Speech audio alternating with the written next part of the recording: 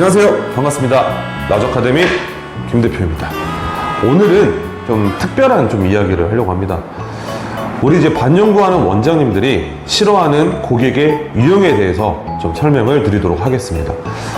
이거는 이제 반연구 하시는 원장님들한테는 뭐 공감대가 될 수가 있고 뭐 좀 사이다 발언이 될 수도 있겠지만, 이 고객님들 같은 경우에도 실질적으로 내가 어떻게 행동하느냐에 따라서도요, 좀 기술의 마지막 그 완성도가 좀 달라질 수 있습니다.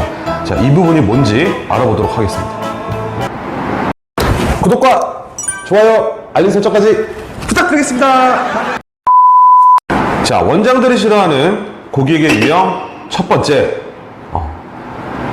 말투에서 일어납니다. 말투에서. 네. 아무래도 우리가 계속 말로 고객을 상대하는 직업이고, 실질적으로 어떻게 보면 시간당 한 명씩 굉장히 많은 사람들을 만나는 감정을 소비하는 직업 중에 하나입니다. 그렇기 때문에 이왕이면 말을 좀 더 좀 따뜻하게 해주시는 분들이 아무래도 좀 더 신경이 갈 수밖에 없어요. 일단 시술자도 기분이 나빠버리게 되면은요, 조금 더 한 번 더 좀 캐치해야 될 부분들이 하기 싫어지는 경우도 있어요. 그거죠. 내가 기분이 나쁜데 솔직히 그 사람의 얼굴을 만지는 것 자체가 직업이지만 굉장히 불쾌해질 수도 있거든요. 자, 그 다음에 두 번째는요, 이 가장 문제가 많이 생기는 게 이 눈썹의 대칭입니다. 네. 아무래도 디자인 작업을 하다 보면은 실질적으로 여러분들, 우리 고객분들이 오해를 굉장히 많이 하는 게, 이 데칼코마니처럼 눈썹을 접었다 피듯이 양쪽을 똑같이 만들 수는 없어요. 그게 왜 그러냐면, 사람의 얼굴은 모두 다 비대칭입니다. 근데 눈썹이 대칭이다? 얼굴은 비대칭인데? 이거 굉장히 이상해집니다.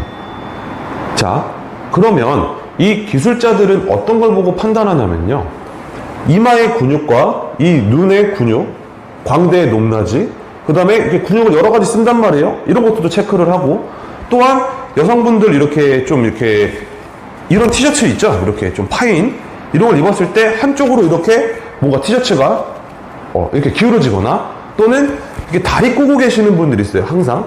그러면 그쪽 부위의 골반이 살짝 틀어지면서 그것도 분명 얼굴의 근육에 영향을 받습니다. 딱 팩토로 말씀드리면, 좌식 화장대를 갖고 계신 분들이 내가 다시 일어나서 어디 음식점 갔다가 우연찮게 거울을 봤는데 그 화장실에서 눈썹 고치는 여성분들 많으시죠?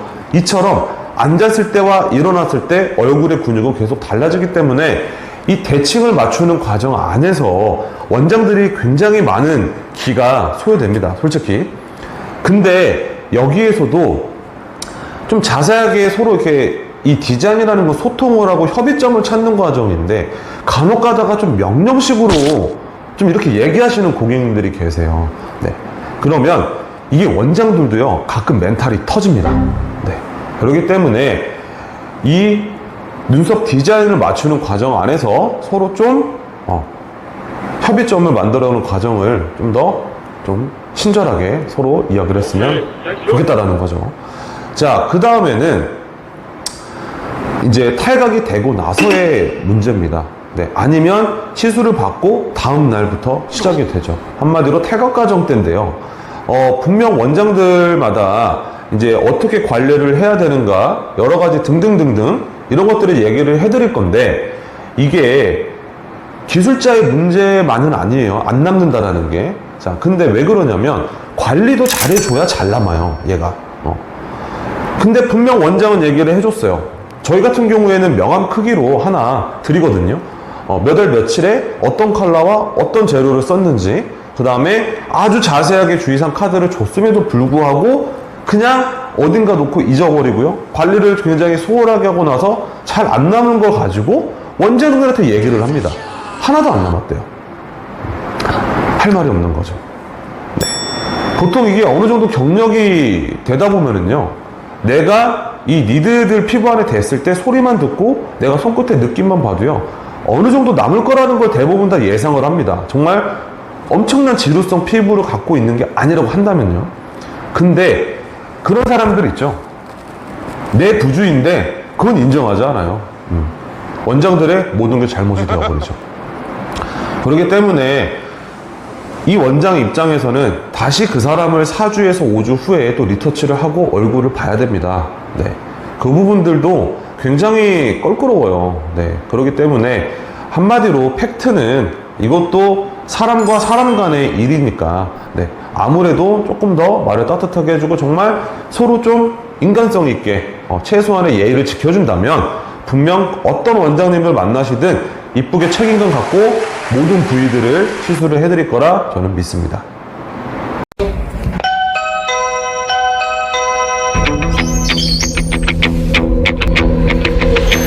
이거는 라주. 자, 그리고 이제 또 그게 있습니다. 계속 제가 디자인만 얘기를 하는데 이게 클레임이라는 게 가장 많이 일어나는 게 눈썹의 디자인이거든요. 디자인을 이제 협의를 하고 시술을 다 끝내고 이제 리터치가 다가오게 됩니다. 근데 1차 때 협의했던 그 디자인이 너무 마음에 들지 않는 거예요. 근데 이 눈썹 문신도요, 한마디로 문신의 한 일종이기 때문에 한번 해놓으면 이게 바로바로 막 엄청나게 막 이렇게 교정이 불가능해요. 예를 들면 눈썹으로 예를 들면 짧은 걸 길게 할 수 있고요, 얇은 걸 살짝 두껍게 할 수는 있어도요, 일자 눈썹을 아치로 만들어 줄 수는 없습니다. 자, 그렇기 때문에 리터치 때 모든 책임을 원장한테 떠밀게 된다면 해줄 수 있는 건 없습니다. 네, 그렇기 때문에 1차 때 꼭 제대로 한번 확인을 하고 시술을 할 수 있도록 우리 고객님들도 좀 확인을 제대로 해줬으면 좋겠고요.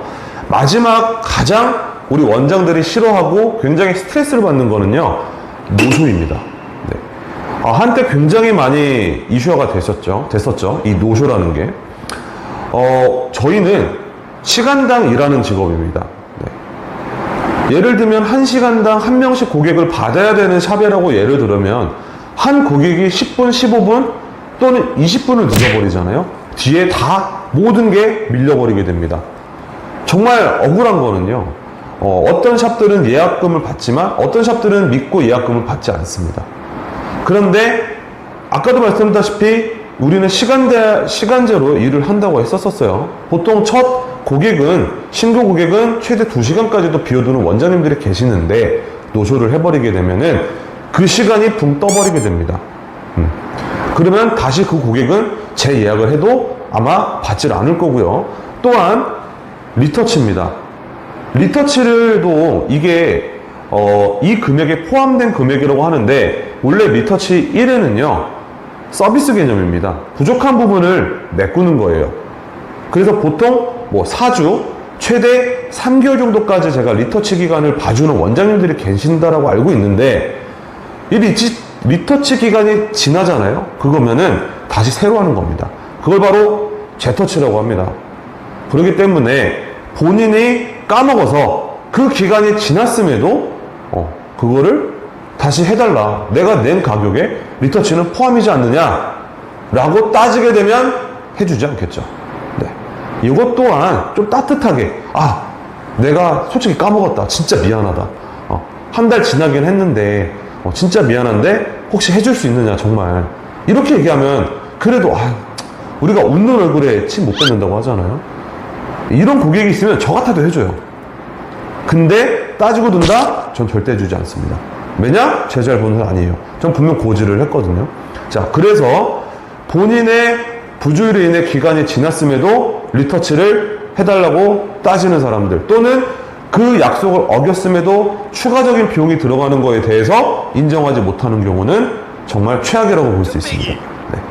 자, 리터치 했는데 돈이 또 추가로 들어갈 수도 있어요. 이 부분 좀 예민할 수 있거든요. 근데 그 리터치 또한 1시간은 비워놔요. 베테랑들도요, 1시간 정도는 리터치를 비워놓는데 그 시간이면 다른 사람이 들어오면은요 15만원, 20만원, 30만원 벌 수 있는 시간이었었어요. 네. 근데 그걸 못 벌었다는 거죠. 근데 고객은 이거를 그냥 단순히 우리가 그냥, 어떤 분은 그러더라고요. 치과 가도 10분 전에 취소를 해주는데 왜 여긴 안 해주냐. 치과 치료가 수술하는 거 아니면 몇 시간 걸리지 않잖아요. 네. 굉장히 간단한 시술 금방 할 수도 있어요. 그냥 검진만 하고 끝날 수도 있거나. 근데 우리는 아닙니다. 무조건 1시간 이상 비워두기 때문에 다르다라는 거죠. 자, 오늘은 이렇게 이제 원장들이 싫어하는 고객의 유형에 대해서 알아봤는데요. 이거 말고도 좀 세밀한 것들은 많습니다. 하지만 가장 누구나 원장들이라면 공감하는 내용들, 네, 이 부분들 우리 고객님들께서 조금만 신경을 써주신다면 아마 그 원장님이 말하지 않아도 더 잘해주실 거라 믿습니다. 자, 그러면 오늘도 이야기 마치도록 하겠습니다. 감사합니다. I'll be back.